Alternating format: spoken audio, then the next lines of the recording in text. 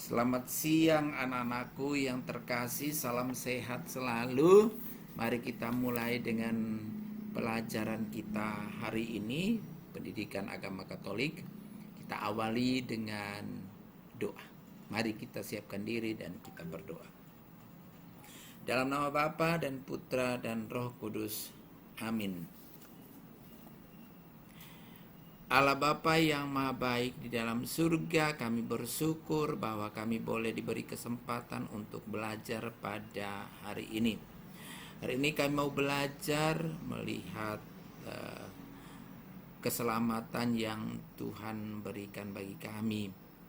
Keselamatan yang sejati yang Tuhan sediakan bagi kami.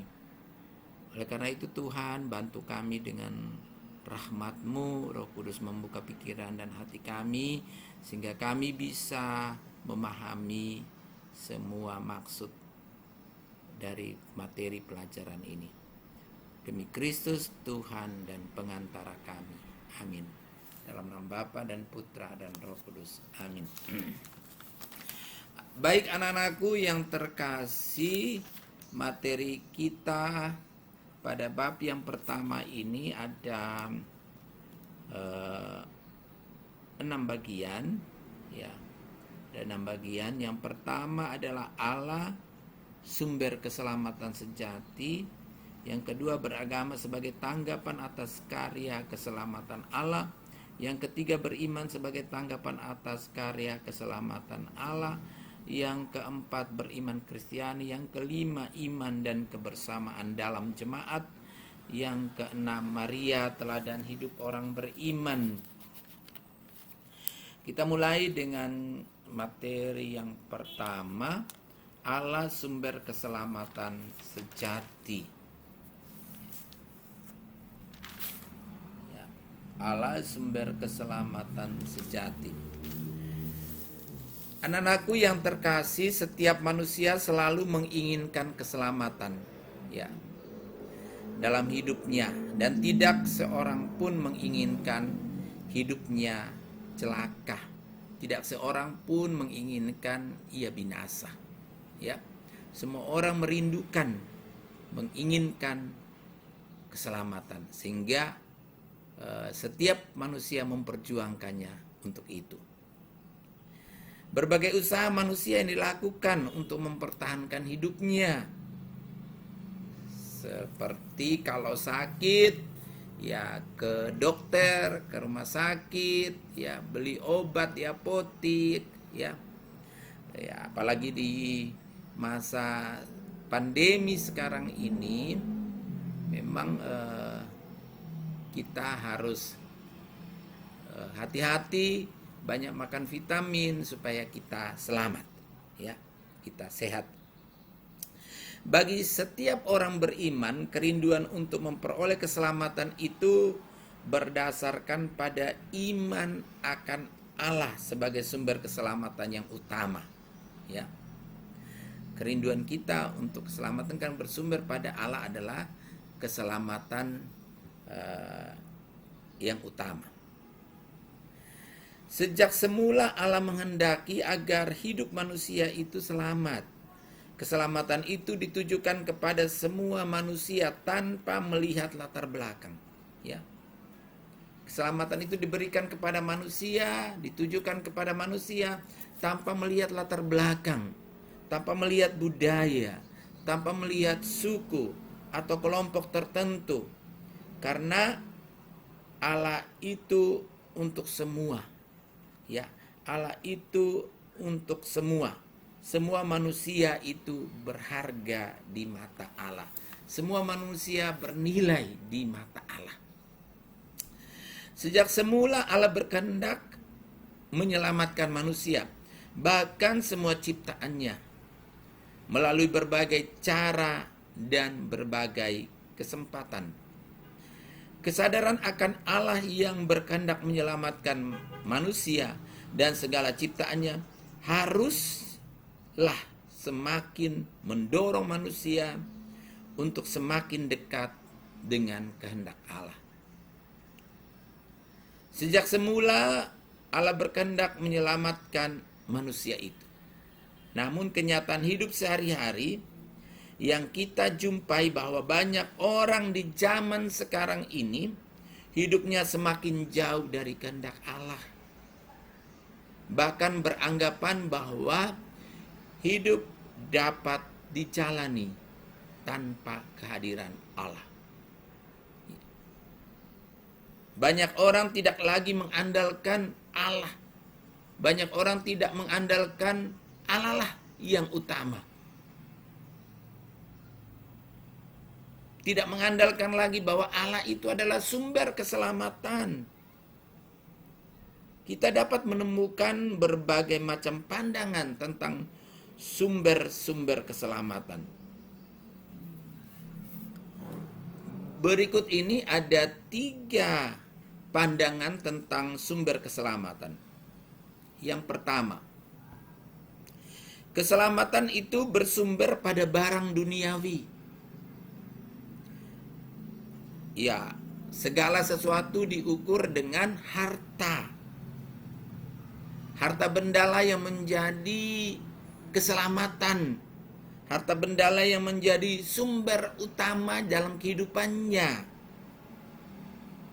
Orang yang memiliki anggapan seperti ini akan berusaha sekuat tenaga untuk mengumpulkan harta dengan menghalalkan berbagai macam cara. Korupsi, ya, itu salah satunya. Mengumpulkan harta sebanyak-banyaknya. Bahkan dengan cara menantang kehendak Allah. Mereka merasa tidak membutuhkan Allah lagi. Karena segala sesuatu di dunia ini dapat diatasi dengan harta yang mereka miliki. Jadi, yang pertama, keselamatan bersumber pada barang duniawi, harta benda. Yang kedua, keselamatan bersumber pada kekuatan gaib. Nah, ini lebih parah lagi, bahwa dalam dunia modern ini kita masih menjumpai masyarakat yang menggantungkan, yang mengandalkan keselamatan pada kekuatan gaib. Coba kita amati beberapa media dengan menggunakan media beberapa atau kalimat tertentu yang dianggap mampu menjamin keselamatan dengan mantra-mantranya. Itu dapat memiliki kekuatan gaib. Benda-benda atau mantra-mantra yang menyimpan kekuatan gaib ini dihormati dan dipuja dengan cara disimpan di tempat khusus, ya. Biasa orang ke Gunung Kawi, ya. Biasa orang menyimpan benda-benda gaib di rumahnya, ya. Itu mantra-mantra itu. Nah, orang anggapan yang kedua itu keselamatan itu berasal dari benda-benda gaib atau kekuatan-kekuatan gaib. Tentu dengan korbannya apa? Kekuatan gaib, ayo. Korbannya adalah potong kok itu kambing warna hitam jantan, potong kok ayam hitam atau ayam merah, dan seterusnya ya. Dengan sesajian-sesajian agar kekuatan gaib itu hilang. Kekuatan gaib ini dianggap mampu menjauhkan malapetaka. Kekuatan gaib itu memberikan rasa aman. Dan katanya kekuatan gaib itu memberi jaminan keselamatan hidup. Kekuatan gaib itu lalu dipuja sebagai sumber keselamatan sehingga kehendak Allah itu dilupakan lagi. Itu yang kedua. Sekarang yang ketiga.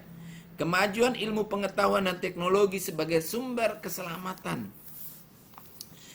Ada orang beranggapan bahwa ilmu pengetahuan dan teknologi sebagai sumber keselamatannya. Mereka menggantungkan hidupnya pada kemajuan ilmu kedokteran dan alat-alat kesehatan. Penemuan-penemuan baru dalam bidang kedokteran dan kesehatan semakin memberikan rasa aman terhadap hidupnya. Dengan kemajuan itu mereka merasa dapat memperpanjang usia hidup. Mereka mulai lupa bahwa hidup dan mati adalah milik Tuhan. Tak seorang pun yang dapat melawan kehendak Allah. Mereka lupa bahwa Allah lah yang memiliki kuasa atas hidup dan mati seseorang. Tak ada seorang pun yang mampu menghalangi Allah untuk memanggil kembali ciptaannya ke dalam pangkuannya.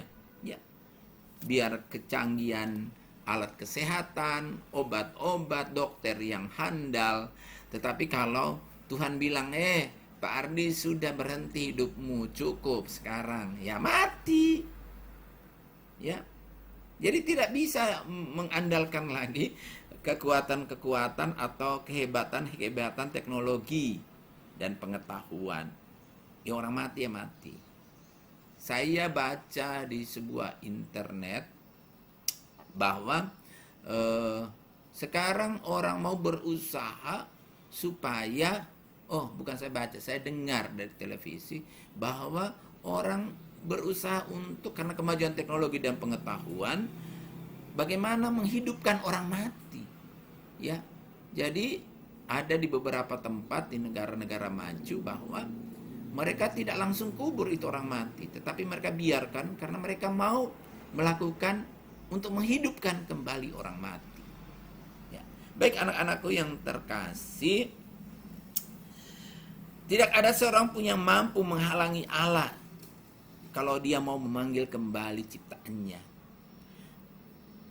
Benarkah semua itu dapat dijadikan sumber keselamatan sejati? Jawabannya pasti tidak. Bagaimana dengan pandangan kita sebagai orang beriman? Sebagai orang beriman, kita harus yakin, kita harus percaya dengan sungguh-sungguh bahwa Allah, satu-satunya Allah, adalah sumber keselamatan sejati itu. Dan sumber keselamatan sejati bagi kita orang Katolik adalah di dalam pribadi Yesus Kristus. Ya, dia adalah sumber keselamatan sejati. Dia adalah keselamatan sejati itu sendiri. Tidak ada kekuatan lain yang menyelamatkan selain kekuatan Allah sendiri. Ya. Ada beberapa kutipan kitab suci di bawah ini dan dokumen gereja yang menunjukkan bahwa Allah merupakan satu-satunya sumber keselamatan sejati. Ya. Coba kita lihat di dalam Yesaya bab 43 ayat 11.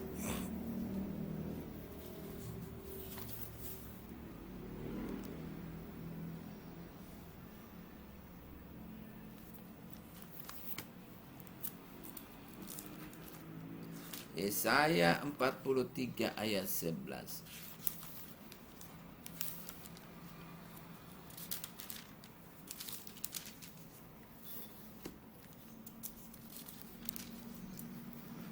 Yesaya 43 ayat yang ke-11 dikatakan, sorry. Benar.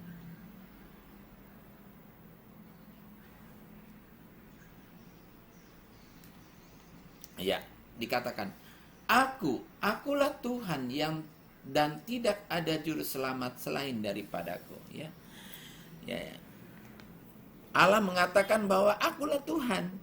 Tidak ada keselamatan yang lain selain daripadaku. Ya. Yang kedua di Yesaya 45 ayat 21. Dikatakan, tidak ada Allah selain daripadaku. Allah yang adil dan juru selamat, tidak ada yang lain kecuali aku. Ya. Di Hosea bab 13 ayat 4. Tetapi aku adalah Tuhan Allahmu sejak di tanah Mesir. Engkau tidak mengenal Allah kecuali aku. Dan tidak ada juru selamat selain daripadaku. Ya. Dan seterusnya di Gaudium et Spes dikatakan, Allah yang sama adalah penyelamat dan pencipta, Tuhan sejarah manusia dan sejarah keselamatan. Ya. Jadi dari bacaan kitab suci maupun dokumen gereja ini dapat disimpulkan bahwa Allah adalah sumber keselamatan sejati, ya. Allah adalah pencipta, awal dari segala kehidupan dan sekaligus menjadi tujuan hidup setiap ciptaan. Dia adalah Alfa dan Omega. Dia adalah awal dan akhir. Kita percaya bahwa keselamatan Allah tetap berlangsung dari dulu hingga sekarang. Terbukti kita bisa bernafas dan hidup sampai sekarang. Itulah bukti karya keselamatan Allah yang dapat kita nikmati. Terkadang manusia tidak menyadari karya keselamatan Allah dalam dirinya. Itulah sebabnya Allah kerap kali menyatakan dirinya kepada manusia sebagaimana pernah dilakukan kepada bangsa Israel. Anak-anakku yang terkasih, penderitaan yang kita alami di masa pembuangan kerap kali membuat penderitaan yang dialami di masa pembuangan bangsa Israel kerap kali mereka tidak percaya kepada Allah karena mereka menganggap seolah-olah Allah tidak peduli sama mereka. Ya. Namun Allah terus-menerus menyatakan kepeduliannya terhadap keselamatan mereka dengan bertindak menolong mereka. Ya. Dalam lagu Allah peduli, Allah mengerti, ya, mau menyatakan atau mau menegaskan bahwa Allah tidak membiarkan manusia terus dalam penderitaan, tetapi Allah terus-menerus peduli, Allah terus-menerus memperhatikan kita, menolong. Banyak tanda kasih Allah yang dapat dirasakan di dunia, ya, yang dirasakan dalam hidup kita. Indahnya dan kaya untuk menunjang kelangsungan hidup kita. Allah telah memberikan nafas kehidupan dan juga menciptakan alam semesta yang indah dan kaya untuk menunjang kelangsungan hidup kita. Allah juga memberikan kita orang tua yang sehat, ada bapak mama yang sehat, kakak adik, ya.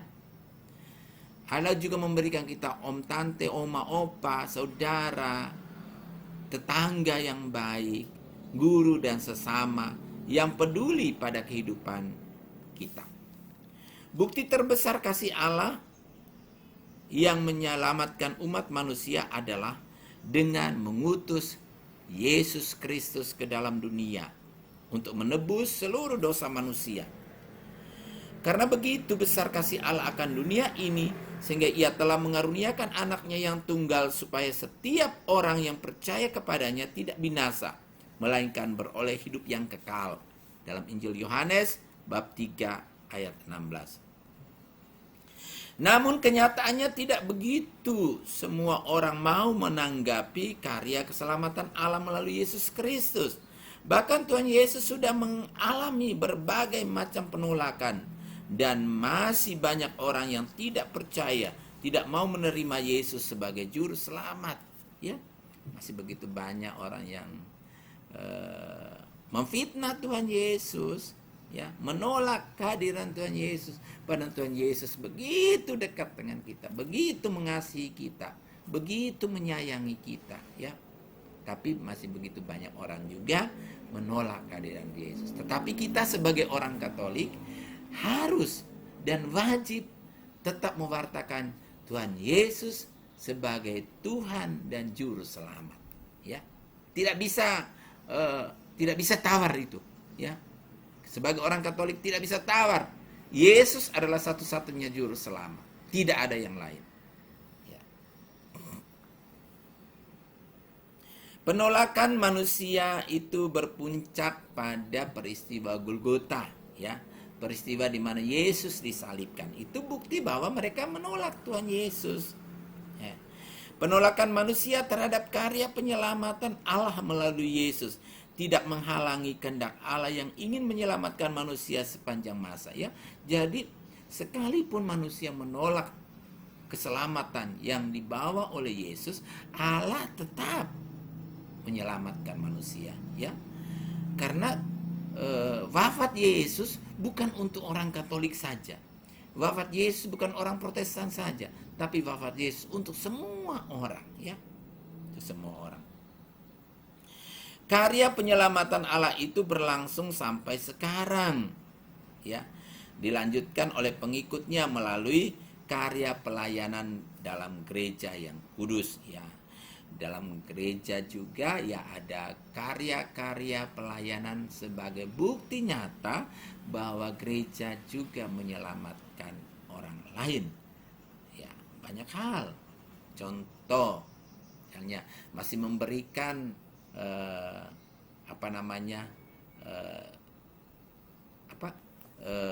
bantuan sosial kepada orang-orang yang membutuhkan.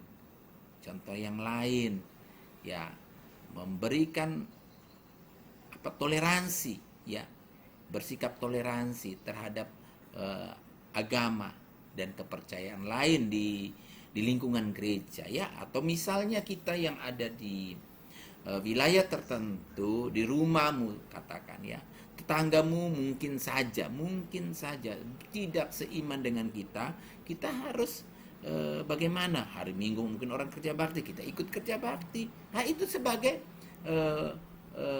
perwujudan bahwa gereja juga sebagai tanda kehadiran Allah, ya. Seperti itu. Gereja hadir untuk menyelamatkan, ya. Tanda karya keselamatan Allah yang harus disyukuri yaitu dengan menyerahkan hidup kita sepenuhnya kepada rencana dan kehendak Allah. Bagi orang Katolik, ya, bagi kita sebagai orang Katolik terlibat secara langsung dan berperan aktif dalam perayaan-perayaan sakramen, menjadi sarana bagi kita menghayati kehadiran Allah yang menyelamatkan.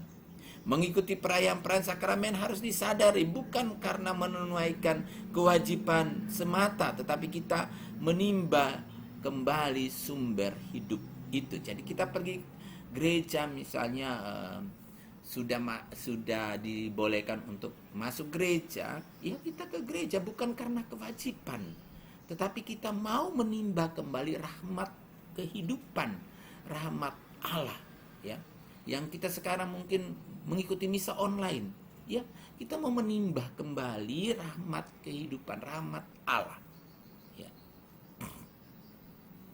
Kita harus selalu mengikuti perayaan-perayaan sakramen dengan penuh iman, bukan ikut-ikutan, ya, tetapi dengan penuh iman, dengan penuh kesadaran. Kita juga menghayati kehadiran Allah melalui doa, melalui sabdanya dalam kitab suci.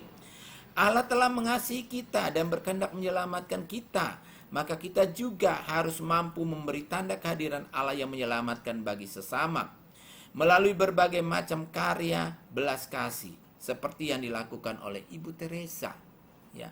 Bagaimana dia mau merawat itu orang sakit kusta, lepra di India, di Kalkuta, ya. Atau tokoh-tokoh lain yang berpengaruh, ya.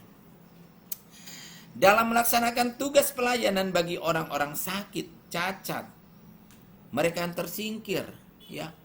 Itu di Kalkuta, Ibu Teresa melayani dengan penuh kasih tanpa memandang perbedaan, ya. Agama tentu beda, ya. Tetapi dia mau menolong orang sakit, orang kusta, ya, orang yang menderita karena politik, ya. Karena menurut Ibu Teresa semua manusia adalah anak-anak Allah yang harus dikasihi secara total dan penuh pengorbanan. Kita juga dapat menjadi tanda kehadiran Allah yang menyelamatkan dengan misalnya membantu teman kita yang sulit dalam memahami materi pelajaran, ya. Menjenguk teman atau keluarga yang sakit di rumah sakit. Tapi sekarang ya kita hati-hati untuk pergi menjenguk orang sakit di rumah sakit ataupun di rumah, ya. Menghibur orang yang sedang mengalami duka cita, ya. Menyisihkan sebagian yang kita miliki untuk karya sosial atau bantuan sosial kepada mereka yang membutuhkan bantuan, ya. Saya kira demikian pelajaran kita hari ini. Semoga dapat bermanfaat untuk kita sekalian. Nanti kerja LKS, nanti Bapak fotokopi ini LKS baru kalian mengerjakannya ya. Saya kira itu. Sekian dan terima kasih atas perhatiannya. Mari kita berdoa. Dalam nama Bapa dan Putra dan Roh Kudus. Amin. Terima kasih Tuhan, Engkau adalah juru selamat kami. Engkau hadir menyelamatkan semua manusia. Engkau menghendaki kami juga untuk bisa menjadi saluran rahmat keselamatan bagi orang lain. Dampingilah kami agar kami mampu menjalani hidup ini. Demi Kristus Tuhan dan pengantara kami. Amin. Roh Kudus. Amin.